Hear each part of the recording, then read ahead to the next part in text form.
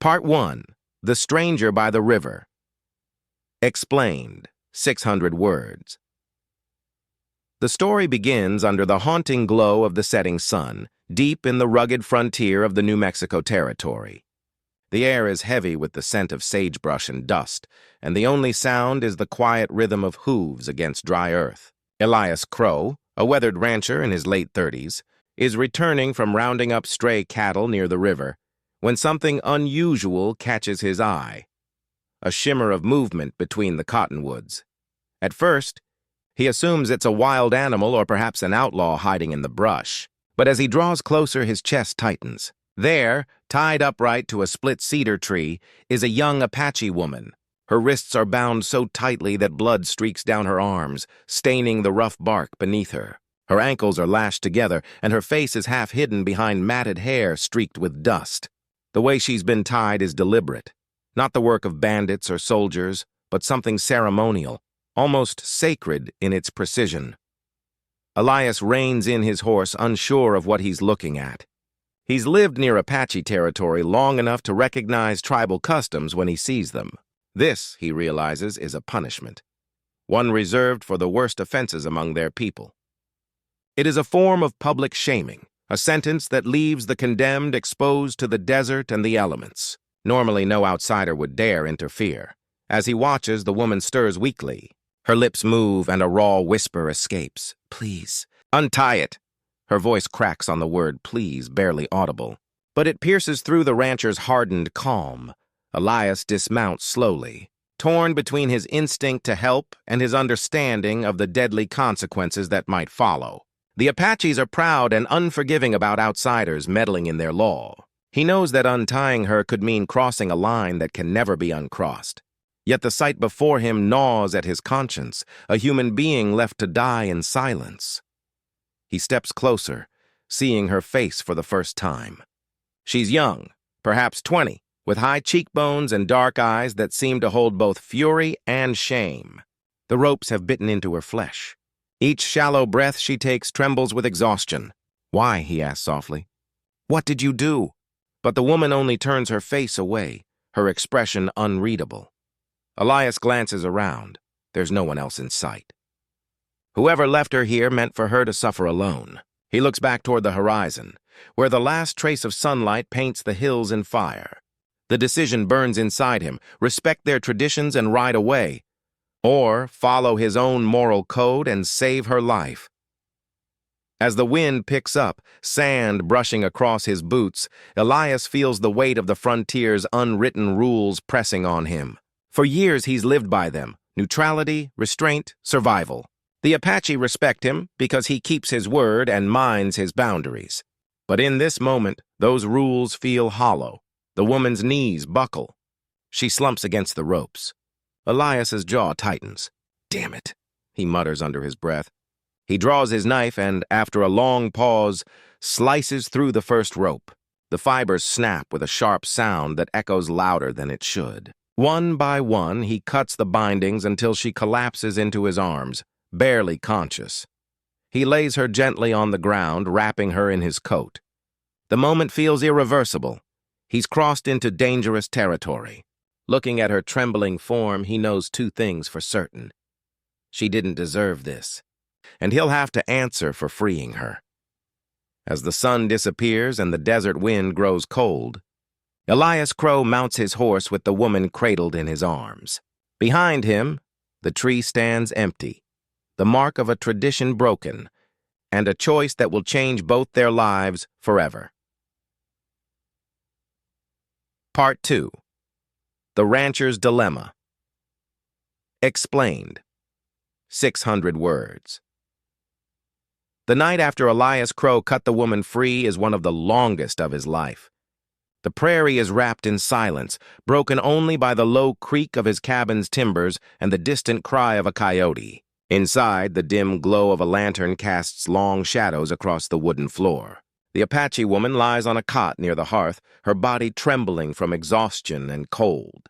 Elias sits nearby, sharpening his knife out of habit, though his thoughts are anything but calm. He has done something he swore never to do: interfere in Apache matters. For years, He has kept peace on the borderlands by living under one simple rule: respect their laws, and they'll respect yours. That balance has allowed him to survive when many settlers didn't. Yet now, because of a single act of mercy, that balance hangs by a thread. Elias studies the woman. Her wrists are raw and swollen, but she refuses his help when he tries to tend to them. She won't speak, not to explain what crime she committed, not to thank him, not even to tell him her name. She stares into the fire with hollow, defiant eyes, as if daring him to regret what he's done. In her silence, Elias senses more pride than fear. That unsettles him. Most people in her situation would be begging, desperate for safety. But this woman, this Tyann, as he later learns, holds herself with the stillness of someone who expects nothing from anyone, not even salvation. Outside, the ranch hands whisper among themselves. They are uneasy. You shouldn't have brought her here, one of them mutters, spitting tobacco into the dust. Apache folk don't forgive easy. Another adds, if the tribe finds out, they'll come for her. Maybe for us too. Elias hears every word through the open window, but says nothing. He can't blame them. They're right. By dawn, he's already thinking of what to do next. He could take her to Fort Stanton, hand her over to the soldiers, and claim he found her wandering. It would keep his name clean. Or he could leave her at one of the trading posts and let her fend for herself. Either choice would keep the peace. But when he walks into the cabin and finds her trying to stand, weak, shaking, yet determined, he realizes he can't do it. She's a proud woman, wronged by her own people and too stubborn to yield. He sees something in her that reminds him of himself, someone who's lost too much to care about what's proper anymore. Elias pours water into a tin cup and sets it beside her. You'll die out there if you leave now, he says gruffly. At least rest a few days? Tyann doesn't answer. Her dark eyes lift to meet his, and for a moment, there's a flicker of recognition. A silent acknowledgement that she knows what he risked by freeing her. When he steps outside, the sun is rising over the plains, painting the horizon gold. Elias feels the weight of the land pressing down on him, the endless stretch of dirt, the ghosts of old wars, and the invisible line that separates settler and native, law and mercy. He has crossed that line now, and there is no turning back. He knows that word will spread. The Apaches will hear that one of their punished women was freed by a rancher. They will come asking questions. The soldiers will hear too and see it as interference. Elias can already feel the tide turning against him, but the thought that haunts him most is not of punishment. It's the image of Tyann's trembling hands bound to that tree. He sighs, tipping his hat against the rising sun. You've gone and done it now, Crow, he mutters. For the first time in years, the man who lived by tradition realizes that mercy, not defiance, may be the most dangerous choice of all.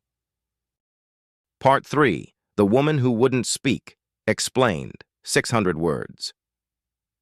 The following days on Elias Crow's ranch unfold beneath a tense, heavy silence. The rescued woman, still unnamed, moves like a shadow within the cabin, neither grateful nor apologetic. Her wounds are slowly healing, but her pride remains sharp as a blade. Elias, used to the noisy rhythms of ranch life, the neigh of horses, the crack of a whip, the men's rough laughter, now finds himself surrounded by a quiet so thick it feels like judgment. He tries to offer her food, clean bandages, even a blanket, but she accepts only what she absolutely needs. When she eats, she turns her back to him, and when she drinks, her eyes never meet his. Her refusal to speak frustrates him, though he can't say why. Perhaps because he expects gratitude, or perhaps because her silence forces him to confront the enormity of what he's done. His ranch hands notice too. They watch the Apache woman with open suspicion. At night, their whispers drift through the thin cabin walls. She's cursed, one says. They leave their traitors tied for the spirits to take. You bring her here, she'll bring them right to our door. Elias ignores it at first, but the murmurs grow. By the third day, one of the younger cowhands, Pete, approaches him. Boss, he says, we all respect you, but that woman doesn't belong here. If the Apaches find out, we'll have a war on our hands. You should take her to Fort Stanton. Let the soldiers deal with her. Elias stares at the young man for a long time before replying, I didn't ask for your opinion, Pete. Get back to work. His tone is calm, but his jaw is tight. Inside, he knows Pete isn't wrong. But he also knows what would happen if he handed her over to the soldiers. Questioning, humiliation, and likely death. That night, as a cold wind sweeps over the plains, Elias sits by the fire sharpening his knife again. The sound fills the silence between them. The woman watches him from the shadows, her expression unreadable. Finally, she speaks, not in English but in Apache. The words are soft, rhythmic, and filled with bitterness. Elias doesn't understand the meaning, but he catches one word he's heard before. Tsidi, bird. Is that your name? He asks quietly. She doesn't answer. Instead, she stands, walks to the window, and stares out into the dark horizon. For the first time, he sees her clearly in the firelight. The dark marks of old burns along her arms, the deep, proud lines in her face, the steadiness in her eyes. Whoever she is, she's not a victim. She's a survivor.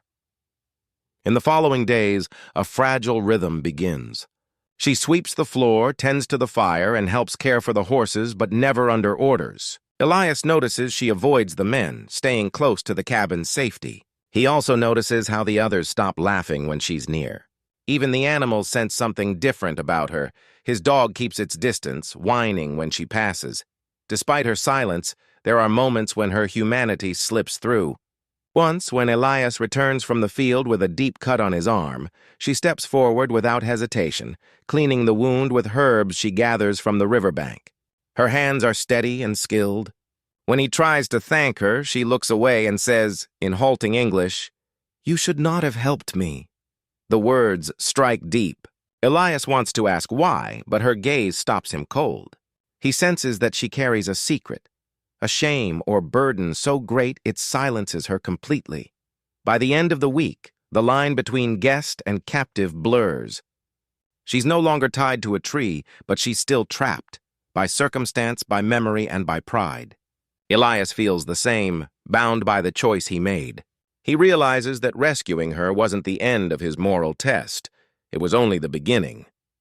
As the firelight flickers across her face that night, he thinks again of the moment by the river, the pleading in her voice, the cut of the ropes, and the unspoken promise that he'd protect her.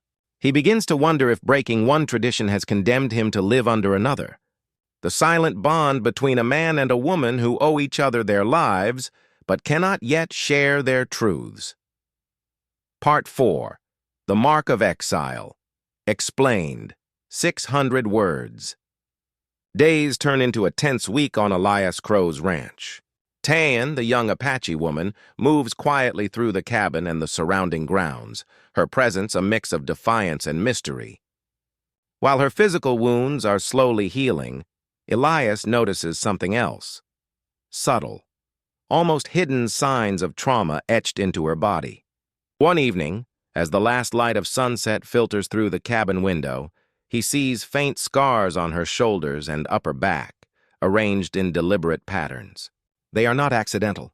These are symbols of exile, a mark given to those cast out of their tribe.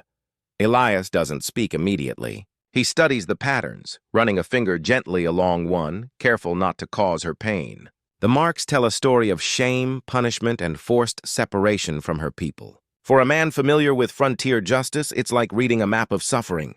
He realizes that her punishment wasn't just about a mistake or misstep. It was a sentence handed down to remove her from her community entirely. She isn't merely a criminal in the eyes of her tribe. She is a pariah, someone deemed too dangerous or dishonorable to remain among them. Tayan notices his gaze lingering and stiffens. "Don't," she says softly in English, her voice trembling with both fear and anger. Elias withdraws his hand, feeling the weight of her distrust. He knows he is intruding into a sacred private pain, but he can't stop thinking about what forced her into this position. He tries to ask her what she did to deserve such a mark, but she refuses to speak, her silence heavy with unspoken truths. Later, Elias sits alone by the fire, turning over the possibilities in his mind. The scars suggest something far deeper than a simple mistake. They hint at a sacrifice, an action that involved protecting someone else at the cost of her own honor. Elias begins to understand that Tyen may have taken the blame for someone else's betrayal or failure, perhaps even for someone she loved. The realization stirs a deep respect in him, alongside a gnawing concern. If her people find out she has survived and is being sheltered by a rancher, the consequences could be deadly.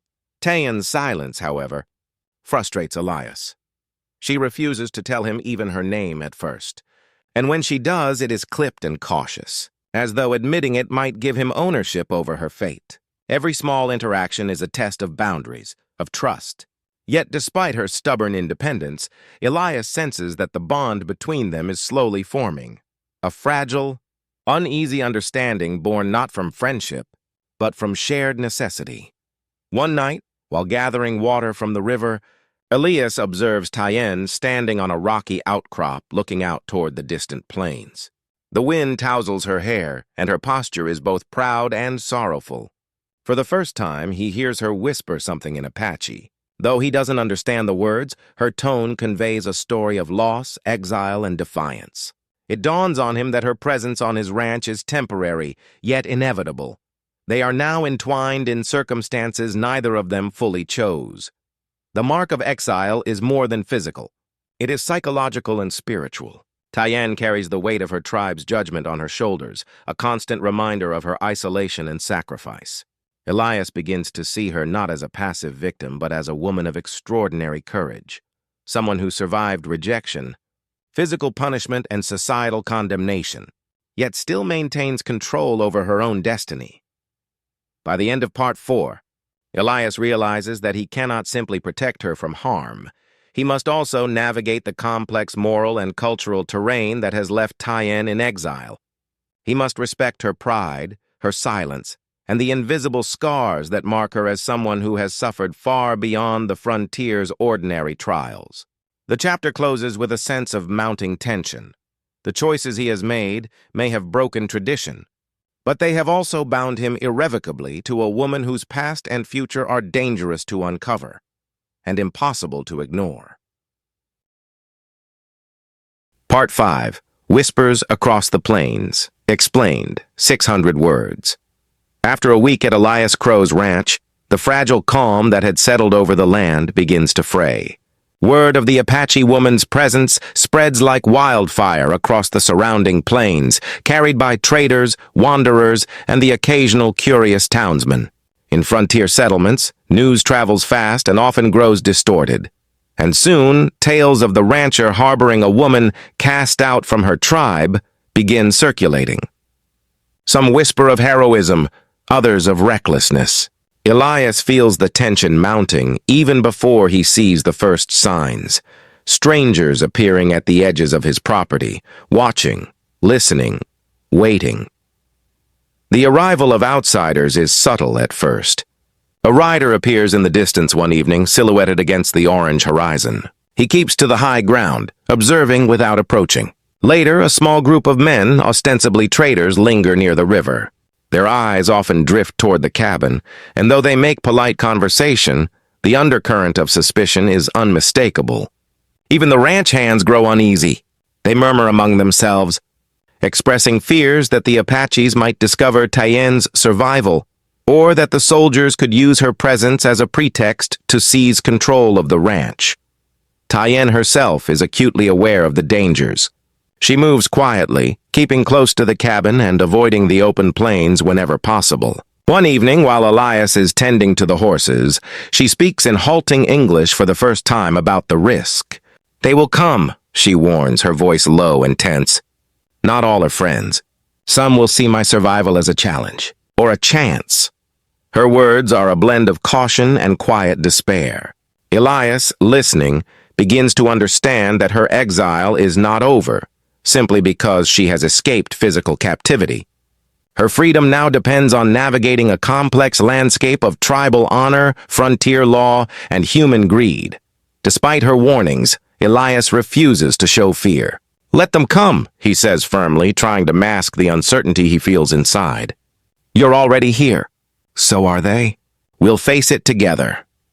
The declaration is as much for Tyen as it is for himself, a way to steel his nerves against the mounting pressure. Yet he knows the promise he has made is not empty. By sheltering her, he has placed himself in direct opposition to not just her tribe, but potentially the local authorities and even the townsfolk who follow frontier justice in their own way. Whispers across the plains grow louder, fueled by rumors of betrayal, honor, and defiance. Traders speak of a woman who defied her people and a rancher who defied convention. Soldiers hear fragments, imagining a story of espionage or sedition. Among the Apache, whispers reach ears of both anger and confusion.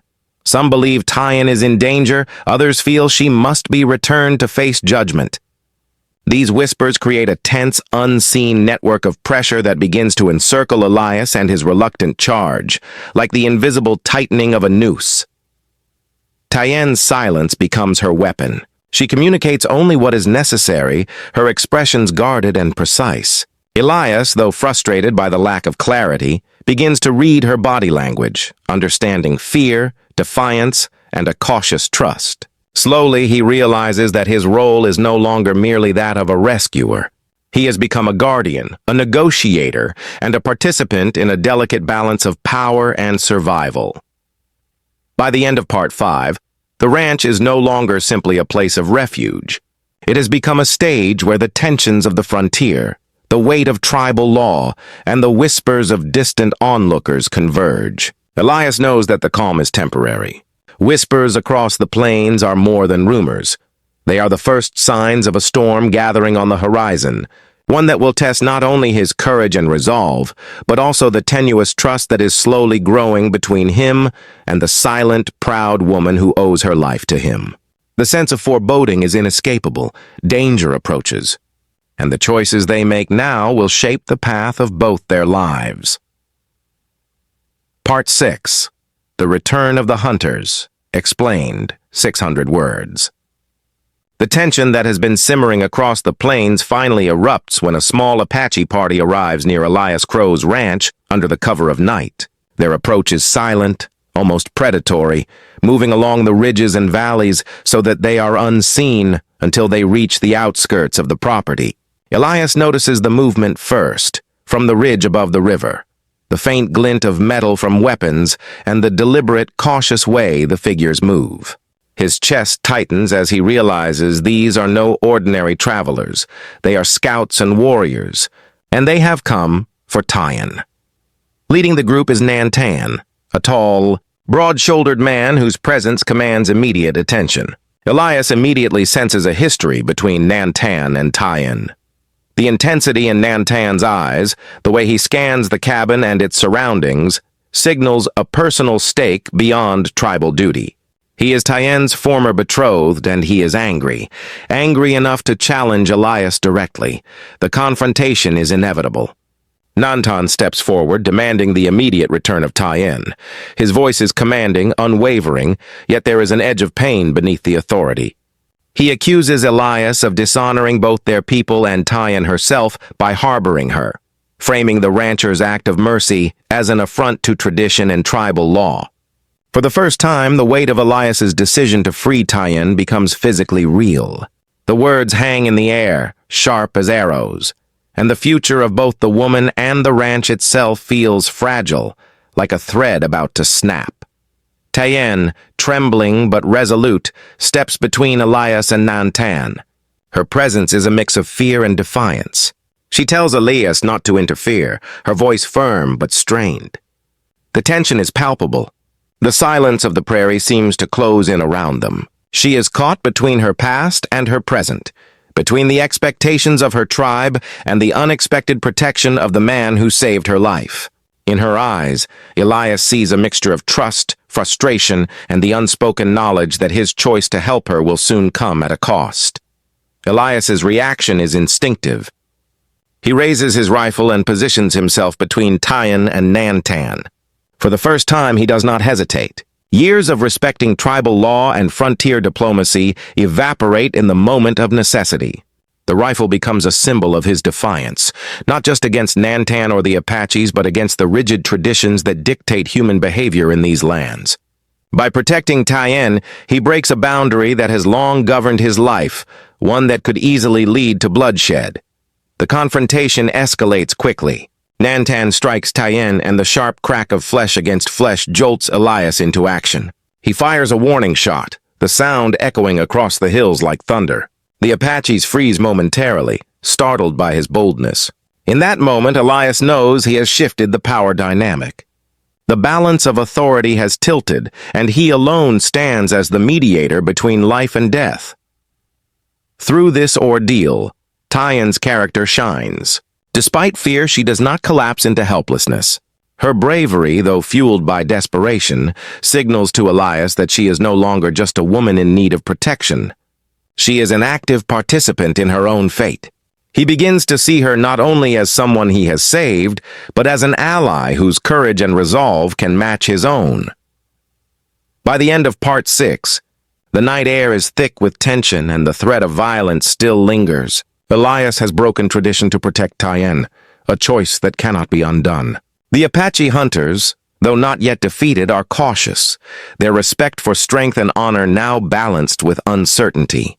Tien and Elias, standing side by side, realize that their fates are now intertwined, bound not only by survival but by defiance, courage, and the unspoken understanding that neither will submit easily to the demands of others. The stage is set for the coming storm, one that will test loyalty, bravery, and the tenuous trust forming between two people from vastly different worlds. Part 7. Fire in the Barn. Explained, 600 words. The uneasy tension that has been building across Elias Crow's ranch erupts violently one night when a fire ignites in the barn. It starts as a small flame near the hay storage, likely set deliberately as a warning. The acrid smell of smoke and the orange glow licking the sky wake Elias and the ranch hands in a sudden panic. Horses whinny, pawing at the ground in terror, while the men scramble to grab buckets and hoses. But it quickly becomes clear that this is no ordinary accident. The fire is aggressive, spreading faster than natural causes could allow. Tien, despite her past injuries and exhaustion, moves with a surprising swiftness. She grabs water buckets alongside Elias, her movements precise and unhesitating.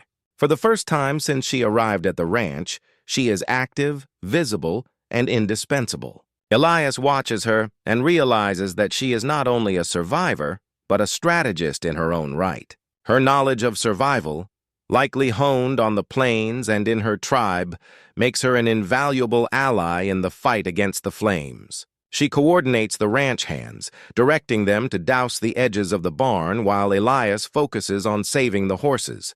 As the fire rages, Elias and Tien are forced into close quarters. Amidst the chaos, she moves with such determination and courage that Elias begins to see her not merely as someone he rescued, but as a partner in the ongoing struggle for life on the frontier. Her silence, once frustrating, now carries weight. It is not stubbornness, but strength, a deliberate control of how she interacts with the world. She doesn't rely on anyone's praise, and she doesn't seek approval. She simply acts. After hours of grueling effort, the flames are finally brought under control. The barn has been partially destroyed, but the horses are safe, and no lives have been lost. As the smoke clears, Elias notices a subtle change in Tien. She is tired, but there is a sense of calm determination in her eyes. In the fire's crucible, her loyalty and courage have been proven, not just to Elias, but to herself. She has demonstrated that her exile and suffering did not break her spirit. Rather, they have forged her into someone resilient, capable, and fearless. It is during the aftermath of the fire that Tien finally begins to open up, offering fragments of her story to Elias. She confesses that she took the blame for a betrayal she did not commit.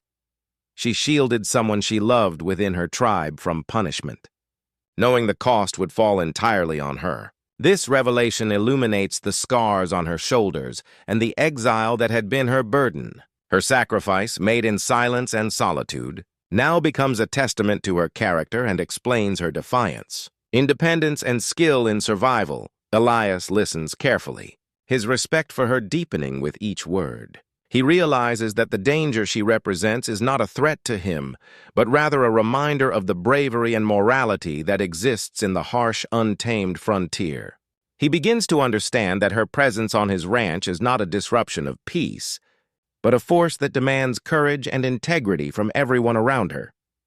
By the end of Part 7, the ranch bears the marks of the night's chaos, the scorched barn, the smoke-smeared walls, and the lingering fear among the men. But it also holds the evidence of unity and trust forged in crisis. Elias and Tayenne share a quiet moment, the air thick with unspoken understanding. She is no longer a passive figure of rescue. She is a partner, a survivor, and a catalyst for change. The fire, destructive as it was, has illuminated truths that cannot be ignored.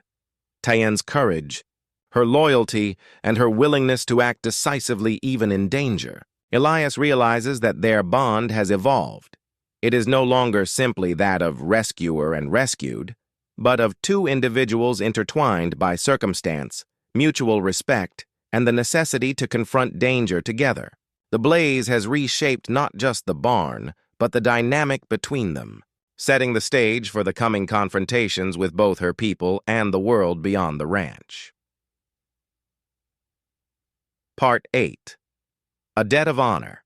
Explained. 600 words. In the aftermath of the barn fire, Elias Crow begins to see the full consequences of his decision to shelter Tayenne. The flames have left physical damage to the ranch, but the emotional and political consequences are even greater. Across the frontier, the news has spread that a rancher is harboring a young Apache woman who was exiled from her tribe. The whispers from Part 5 have grown louder, and now they bring real threats, both from military authorities who see her presence as suspicious, and from townsfolk who fear the repercussions of harboring someone considered dangerous by her own people. The first sign of this comes in the form of a military captain, a man in crisp uniform whose presence is as commanding as it is intimidating. He rides onto the property under the pretense of checking in on frontier settlements, but his true intent is clear. Elias is being tested, and Tayenne's freedom is the prize.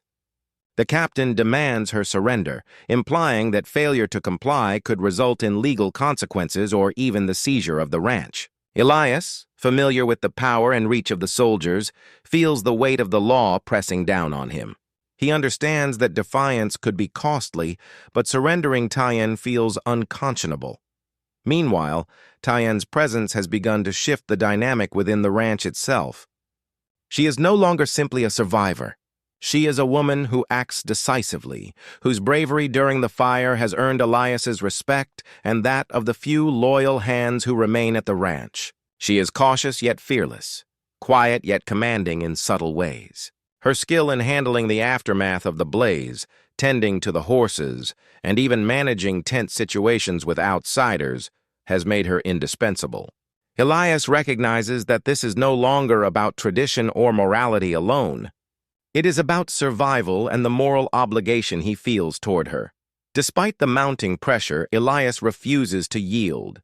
He tells the captain plainly that Tayenne will remain on his property, protected by his word. His stance is firm, even as he feels the invisible eyes of the town watching him, the weight of potential conflict pressing on his shoulders. For Elias, this is more than a standoff. It is a test of honor, loyalty, and the principles he has lived by his entire life. He understands that breaking the law in defense of someone else's life may make him a target, but inaction would be a far greater betrayal of his own conscience. Tayenne, observing the interaction, offers no words of reassurance, only a quiet presence that radiates strength. She knows that her survival now depends not just on her own courage, but on Elias's willingness to stand firm. Her silence is a strategic act. It allows Elias to make the decisions while maintaining her own dignity and autonomy. In a way, her strength becomes both a shield and a challenge, forcing him to confront the full implications of the debt of honor he has incurred by saving her life. Over the next days, life on the ranch settles into a tense routine. Elias rebuilds what was damaged, while Tayenne assists silently, proving herself again as both capable and resolute. Each action, each glance between them reinforces a growing bond rooted in mutual respect rather than words. Both understand that they are bound together not by affection alone, but by the moral obligations and risks that define the frontier. By the end of Part 8, the ranch is more than a physical location. It is a crucible of ethics, courage, and loyalty. Elias's decision to protect Tyann has transformed him from a neutral rancher into an active participant in a struggle that bridges cultures, traditions, and the harsh realities of frontier life. Tyann's survival and their continued alliance are now intertwined with the delicate balance of honor, law, and morality. The stakes are higher than ever. Elias must navigate these dangers while upholding the promise he made, fully aware that his choices could either safeguard both their lives or bring ruin to all they hold dear. This chapter establishes the theme of moral courage in the face of authority and foreshadows the inevitable confrontation between frontier law, tribal loyalty, and personal ethics, solidifying the bond between Elias and Tyann as central to the unfolding story. Part 9. The Trial of Blood and Smoke. Explained, 600 words. Tension on Elias Crow's ranch reaches a breaking point at dawn one crisp morning when the distant sound of hooves announces the arrival of soldiers. Word has clearly reached them about the Apache woman on the property, and the captain, whose demands for Tyann's surrender were previously ignored, now comes with reinforcements. The ranch, already scarred by the fire in Part 7, becomes a powder keg. The peaceful rhythm of the plains is replaced by the oppressive weight of potential violence. Tyann, standing near the edge of the cabin, senses the danger immediately. Though she has been cautious in the past, this is a moment that calls for decisive action. Her past exile and the sacrifices she made to protect someone else have honed her instincts, and she knows that yielding now could lead to bloodshed for everyone on the ranch. Yet her heart is heavy with the responsibility of her presence. She fears that her survival may bring harm to Elias and the men under his care. In a tense exchange, the captain issues one final demand: surrender the woman or face the consequences. Elias stands his ground. His voice, firm and unwavering, tells the soldiers that Tyann will not be handed over.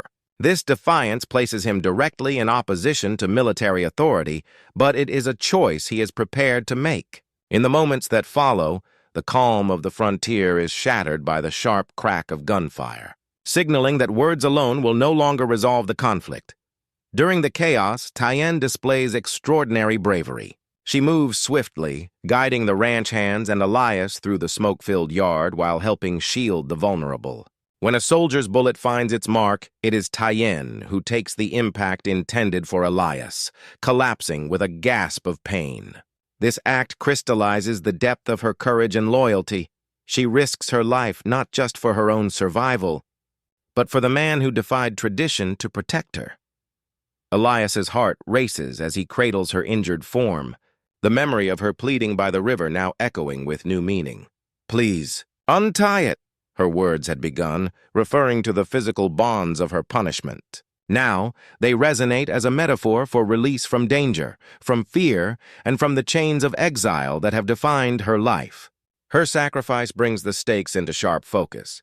The frontier's lawless expanse has become a crucible where loyalty, morality, and courage are tested under fire. The soldiers hesitate at the display of bravery, caught off guard by her selflessness and the evident determination of Elias. They are confronted with a truth that cannot be ignored. This is no ordinary woman, and this is no ordinary rancher. Both have proven themselves capable of defying expectations, and the attempt to impose authority is complicated by the undeniable presence of honor and courage. In the aftermath of the skirmish, Elias carries Tyann to the cabin, attending to her wound with a mix of urgency and tenderness. Despite the physical pain, her spirit remains unbroken, a testament to her resilience and strength of character. The event serves as a turning point. Elias no longer sees her simply as someone in need of protection, but as an equal participant in their shared struggle against forces far larger than themselves. Part 9 establishes a heightened sense of danger, moral complexity, and the evolving bond between Elias and Tyann. The trial is both literal and symbolic, a confrontation that tests their courage, loyalty, and the willingness to risk everything for one another. Blood is shed, smoke fills the air, and yet the moral victory lies in their defiance and selflessness. By the end, the ranch emerges not only as a site of conflict, but as the crucible in which a bond forged by necessity, courage, and shared hardship solidifies, setting the stage for the profound choices and reconciliations that will follow in the story's climax. Part 10. The Reckoning, explained, 600 words. Following the violent confrontation with the soldiers in Part 9, Elias Crow finds himself facing the full weight of consequence. The skirmish has left the ranch shaken but intact, and Tyann, though injured, has survived. Yet the tension is far from over. Word of the incident spreads quickly through both settler and tribal communities. Elias knows that the delicate balance he has maintained for years, between his responsibilities as a rancher, the law of the land, and the codes of honor among the Apache, is now irreversibly disturbed. Determined to protect Tyann, Elias makes a difficult decision. He must return her to her people, at least temporarily to prevent further bloodshed. The journey to the Apache Council is tense, traversing rugged plains and winding trails where danger could appear from any direction. Elias carries Tyann in a small cart, her body fragile from the bullet wound, yet her eyes retain their usual defiance and alertness. The silence between them is heavy, filled with unspoken fears and lingering trust. Arriving at the Apache encampment, Elias is met with suspicion. The council elders gather, their expressions a mixture of anger, curiosity, and disbelief. Tyann, once a woman exiled and marked as a pariah, stands now before them in the protective presence of an outsider, a man who defied both military and tribal authority to save her life. Her return is a spectacle that challenges their traditions. Some elders demand punishment for her actions. Others are intrigued by the courage Elias has shown in shielding her. Elias addresses the council with honesty and conviction. He recounts the events that led to Tyann's injury and explains his motivations for protecting her. His words are direct, free of exaggeration or fear, emphasizing that he acted out of a moral imperative rather than personal gain. In doing so, he positions himself not as a usurper of tribal law, but as someone who recognizes and honors the value of human life. The elders listen, weighing the evidence against centuries of custom and the unexpected circumstances of the frontier. Tyann, for her part, contributes little verbally, but her presence speaks volumes. Her posture, calm yet alert, and the evident pain she endured without complaint impress the council. She embodies resilience, bravery, and personal integrity. Her silence, previously a barrier, now serves as a testament to her character. The elders begin to see that her actions, though unconventional, were motivated by loyalty and love, not rebellion or dishonor. After hours of deliberation, a verdict emerges that surprises both Elias and Tyann. Rather than condemnation, the council grants her a healer's blessing, acknowledging her courage and the sacrifices she made. They recognize that her exile, while legally justified by tradition, does not reflect the entirety of her character. By sparing her, they affirm a nuanced understanding of justice, one tempered by mercy and acknowledgement of personal sacrifice. Elias experiences a mixture of relief and quiet pride. His gamble, defying both the military and tribal authority, has not resulted in death or dishonor, but in recognition of courage and ethical fortitude. Tyann, healed by the council's acknowledgement, feels a sense of validation. She is no longer defined solely by her exile or the shame she endured. She has reclaimed agency over her life. The chapter closes with Elias and Tyann preparing to leave the encampment. The journey back to the ranch is quieter, reflective, and laden with mutual respect. Both understand that the frontier remains a dangerous and unpredictable place, yet the bond forged through trial, violence, and moral courage has strengthened. Part 10 underscores the central theme of reckoning with tradition, law, and personal ethics, highlighting the evolving relationship between Elias and Tyann and setting the stage for her ultimate choice in reclaiming freedom while maintaining her dignity and autonomy. By the end of this chapter, The stage is set for the final convergence of past exile, frontier law, and the unbreakable bond between the rancher and the Apache woman, as they move toward a future shaped by respect, courage, and shared survival.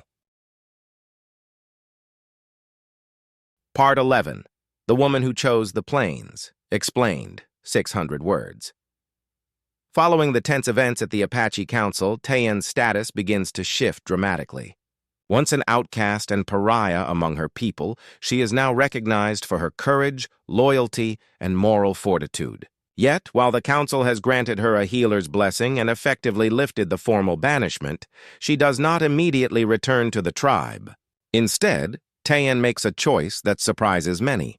She decides to reclaim her freedom on her own terms, returning to the open plains rather than remaining in the confines of either tribal or settler society.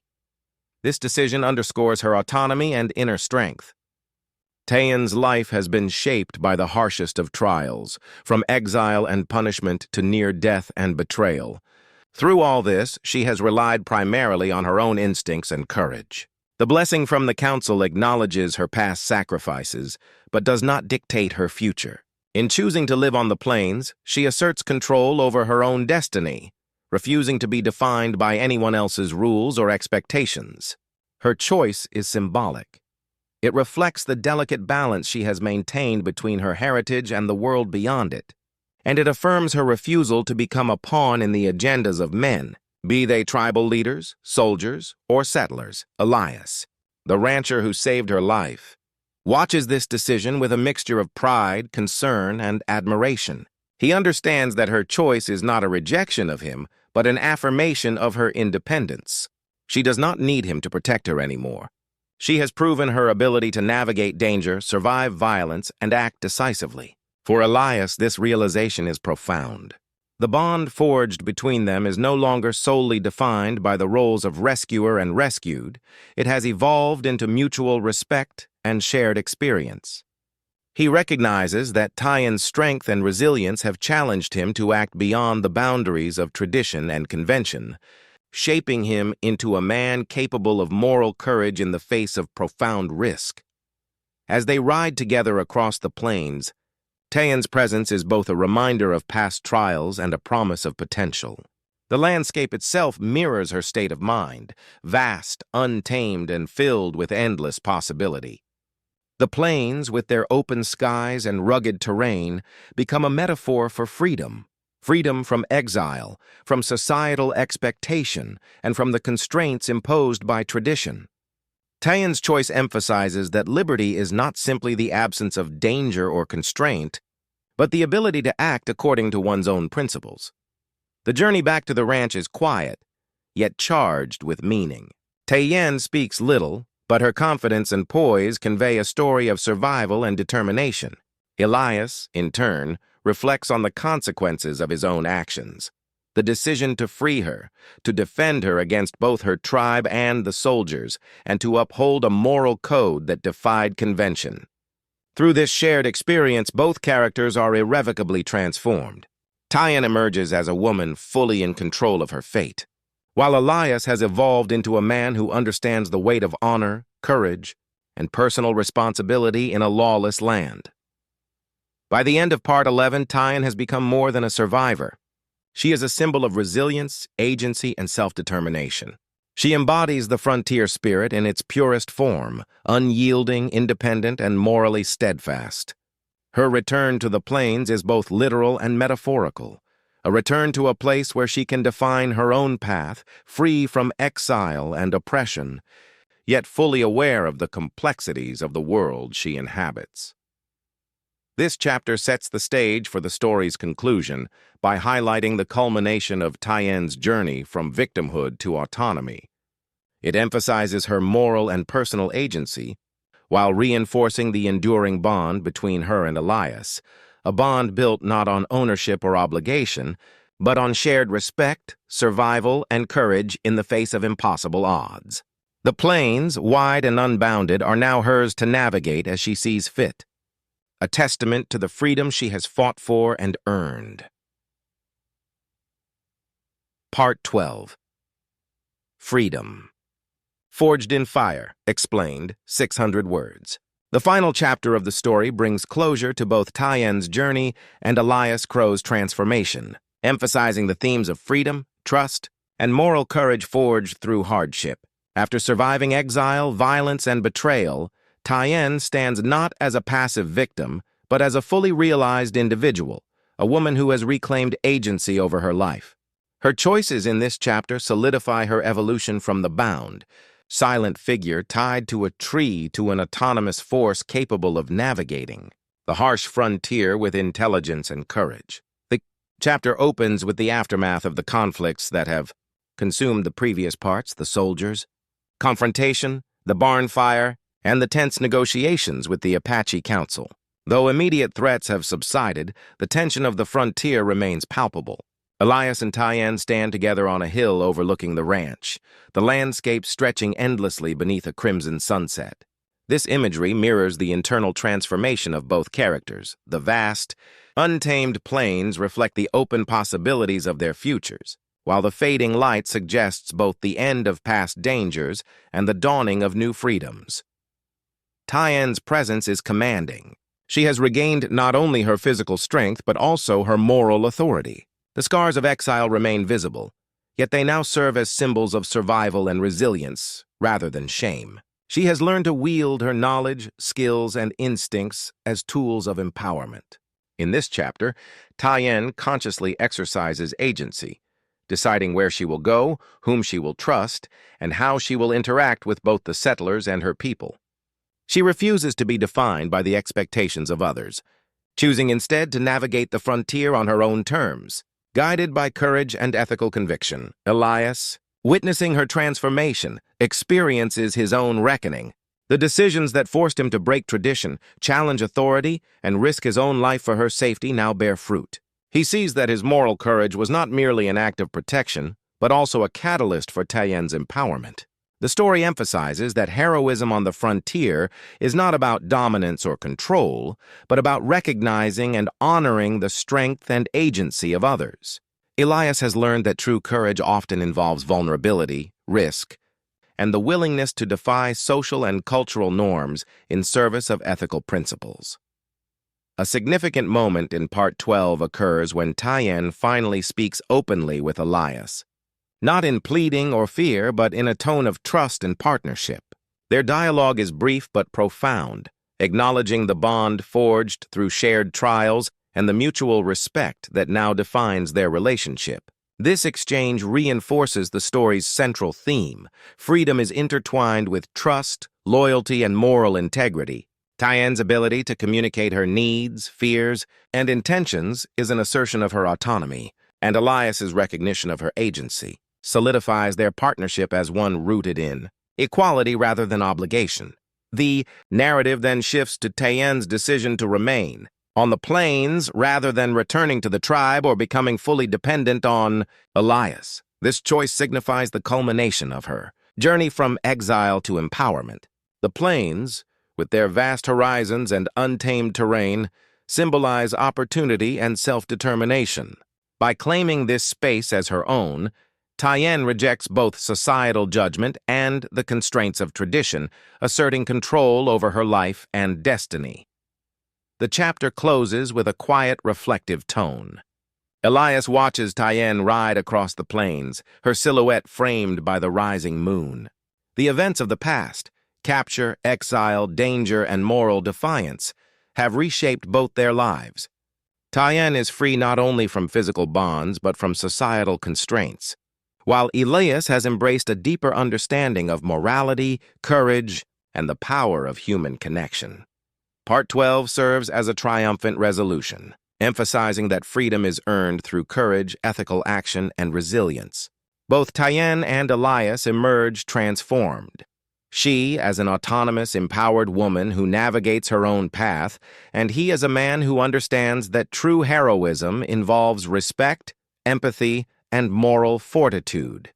The story concludes with the imagery of the untamed plains, a landscape that mirrors their unbounded potential and the enduring power of choices forged in fire and trial.